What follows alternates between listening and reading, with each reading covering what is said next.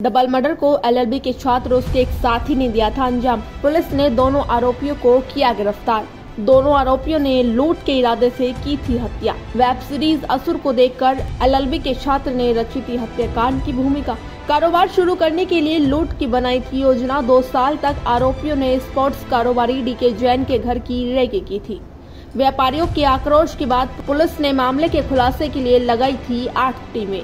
CCTV footage से बदमाशों तक पहुंची मेरठ पुलिस। 48 घंटों के भीतर ही पुलिस ने बदमाशों का खुलासा कर दिया। एसएसपी रोहित सजवान के नेतृत्व में बड़ी कार्यवाही की। मेरठ के थाना ब्रह्मपुरी क्षेत्र का था पूरा घटनाक्रम।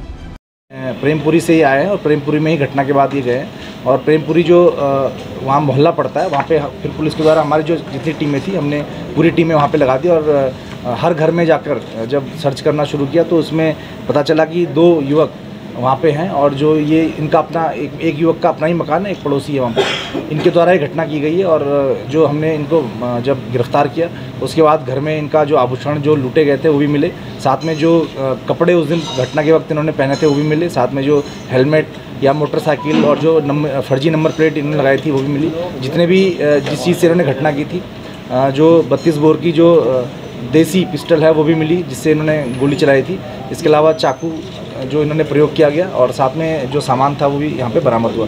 तो ये जो पूरी घटना है इसका अनावरण इसमें किया गया है और ये जो दोनों अभियुक्त हैं इसमें प्रियांक शर्मा, जैसा कि आपको जानकारी हो गई होगी, इसमें प्रियांक शर्मा ये प्रेमपुरी वहीं का रहने वाला है और ये एलएलबी 3rd ईयर का छात्र है मेरठ कॉलेज में और ये इसका कोई आपराधिक इतिहास नहीं है। दूसरा जो यश शर्मा है ये भी इसका पड़ोसी है वहाँ पे और इसका ये 8वीं पास है और ये एक बैटरी की दुकान पे काम करता था और साथ में ये काम करते थे।